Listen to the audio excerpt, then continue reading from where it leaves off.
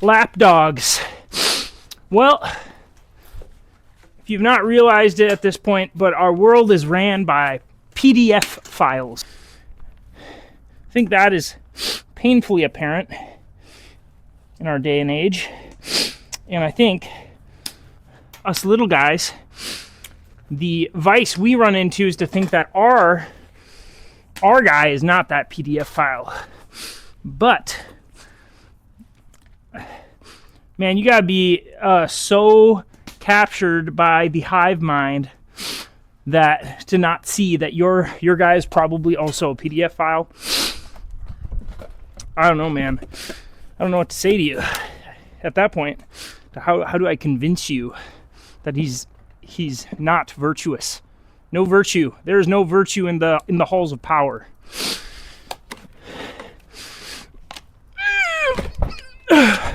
Starting with some deficit cleans, because deficit cleans build virtue. You go from a weaker position. You make yourself weaker. You delay your gratification. That's what deficit cleans do. Also, I'm switching in and out of my slides during this so I can traverse the snows. I've been thinking a lot of this concept of human lapdogs. No offense to the lapdog lovers out there, or just lapdogs in general. My wife had one, loved it a lot. But lapdogs are essentially a pointless creature. Their job, their virtue is that they are pretty, and they symbolize a level of status. Only a rich person can have a dog that does nothing. I mean, in the U.S., we have a ton of dogs like that because we're all stupid wealthy compared to the rest of the world throughout time and space. But, think of like the Chinese, those like what's that? The dog that can't breathe, pugs. Completely worthless dog. The funny part is the only people that could own those back in the day were Chinese emperors. And that, I think, unfortunately, is like what a lot of people aspire to be. They'll do anything just to be close to the emperor, even to the point of giving up their agency, their ability to breathe like a pug, just so they can be close to power. And currently we have a combination of people that will do that, give up everything for power, just to be close to power. And that's what we see with this whole list thing.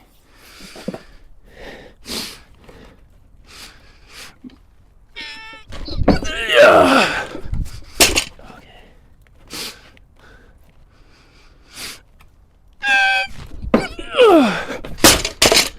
It's a little slippery up here. It's almost like I'm lifting on wet wood. You even kind of see that with that Scotty K Fitness dude, where it was like he knew that if he played a certain role, certain part, the masses would love him, even though his character was wanting, to say the least. Everybody wants virtue, but no one's virtuous. Seems like a common theme. Everybody expects virtue out of everyone else except for themselves. And in doing that, they're just indeed continuing the cycle.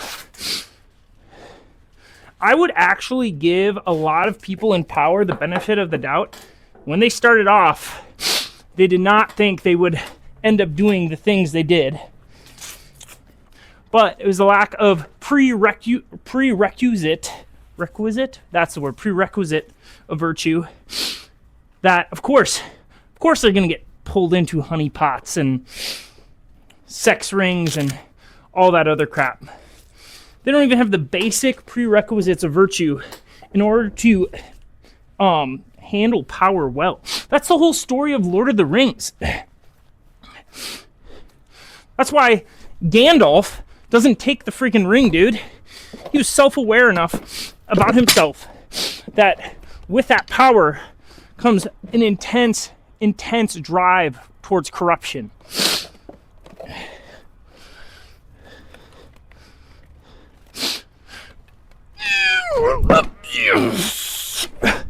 I'm not gonna lie, I'm feeling kind of good right now. So, I'm going up, baby. A lot of people will take that verse in the Bible. Don't remember the location off the top of my head, but it's do not take the log out of your neighbor's eye, or do not take the speck out of your neighbor's eye while you have a log in your own. That's not completely about never trying to help the neighbor with the speck in their eye. Like, that is a good thing to try to help your neighbor with the speck in your eye. The problem that it is talking about is you yourself are so absorbed in fixing the speck that you're not even recognizing the massive log in your own eye. I love how Jesus just uses this kind of absurd description to make this just potent point. It's not about never judging. It's about first taking responsibility, being virtuous yourself. So in other news, I am fasting currently. I'm doing it for more health benefits than spiritual or virtuous. When I fast for trying to grow my spiritual life and growing in virtue, I will oftentimes remove stuff like caffeine or nicotine, etc., etc. This is more of a health one, but there is still virtue that can be found in it. Honestly, fasting is an incredible way to just build virtue, because you're taking the most base desire, just the desire to eat a BLT sandwich, and you're saying, no, I'm going to put this off. I'm going to extend this to later, to the right time. And you're doing it because there's good reason for you to do it, usually. Like, closer to God, trying to gain a level of insight into yourself, or even health benefits. Yes! Feeling way more juice than last Monday. Yeah, so I am fasting. I think a lot of people think you can't train and fast, which is complete bogus. I've had some really good sessions fasted. Don't get me wrong, you have to manage things differently. You have to be smart about it and intelligent. But just because you're fasting doesn't mean that you should give in to sloth. That's another part of the virtue of fasting. It puts you in a state where you want to give in to these other desires of laziness. But you say no, and you do the thing that creates discipline. I'm creating this new archetype of person. I'm just saying, this is kind of just me freeballing it. But the archetype of the human lapdog is a person who has no problem using others to get somewhere. And also they have a level of okayness to be used themselves. And so honestly, the lapdog thing is a little bit of a misnomer, because it implies that there's a level of, they're not dangerous, even though it's funny, lapdogs bite probably the most. I think Chihuahuas have one of the highest biting rates in the world, even though I don't think technically, correct me if I'm wrong, I'm not sure if Chihuahuas were bred for lapdog usage. I think it was more for rodent purposes, but you get what I mean. But these are people that will dance certain tune. They'll use and be used in order to get into positions of power. I think we've all seen those types of people too. And it's funny because when it starts off, it seems innocent, but man, it's dangerous. Dangerous. Yes! Yeah. Let's go. They are lapdogs with venom. Maybe that's a good way to think of them. They house venom in those bites, those nips, that will poison you and hurt you and tempt you to become like them. Also, don't think that you're beyond becoming the lapdog yourself. I legitimately think it all happens through lapses of virtue in small ways. I've had the opportunity to work with an individual who was charged with CP. if you guys know what that is. How he got there was through, he just fell into hedonism. But that starts from small things. And yeah, blah, blah, blah, people's stories, their trauma. Yes, those are all ingredients, but at the end of the day, we are human beings with knowing minds, and we make decisions. Currently, the people that are there's been a spike in CP usage around the world, well, in the US, and it all starts from the virtue, it starts from the sin of lust that has gone on unadulterated. And like I talked about in my horny angst video, that angst has a purpose. But if you channel it in one direction, it will take you further than you want to go. And that's what happened to this guy.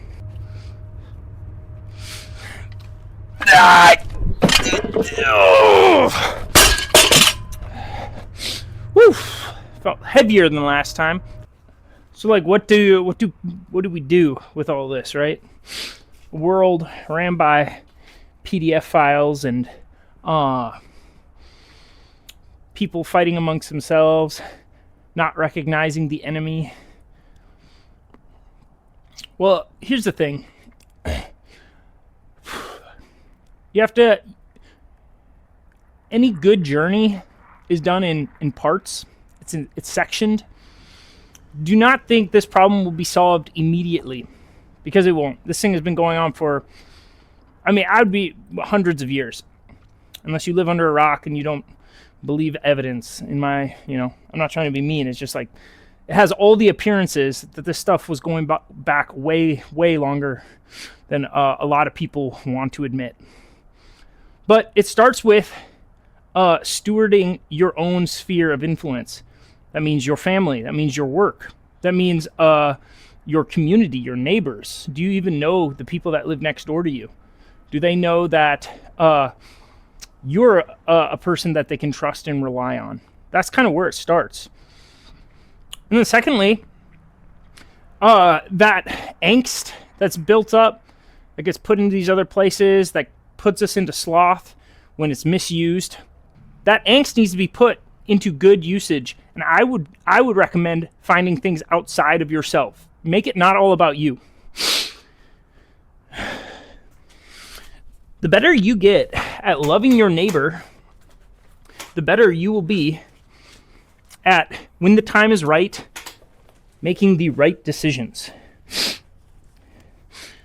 I think you need to be praying. If you're not a praying person, if you don't know God, find God. He's there, standing at the door and knocking. That's what it says. Be disciplined. Beware of your own vices. It's a really good place to start, actually. Be aware of your own vices. Don't be arrogant enough to think that, oh, I would never.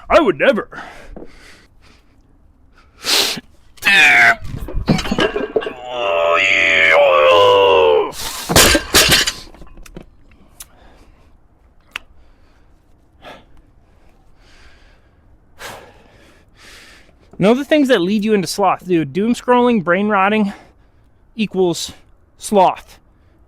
And I do this, and I'm not someone that should be preaching too much about this, because I do this too.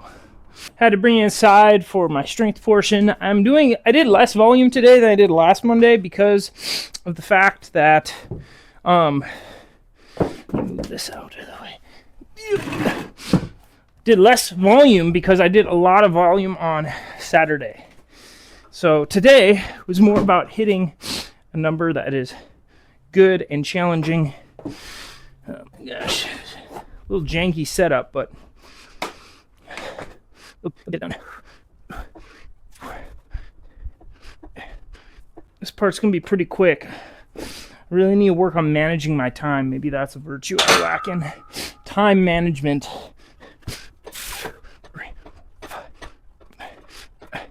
I need to continue hitting my quads, even though I can't really squat, because in that deep position just does not feel good. This feels really nice though. The goal of this, single leg you can load at joint with less weight, less stress overall, while still getting a really good stimulus. Primary objective of this is to get a good pump, a good quad pump. Not to hit any heavy singles or anything like that. Being set up on this is sketchy.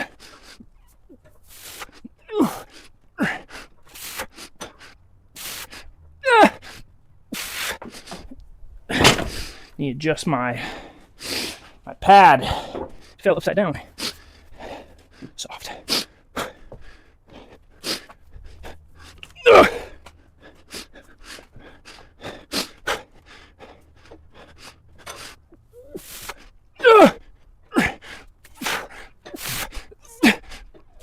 That's nice. That's nice. Probably keep it at that weight. Woo! Okay, this is the last thing on the topic, okay?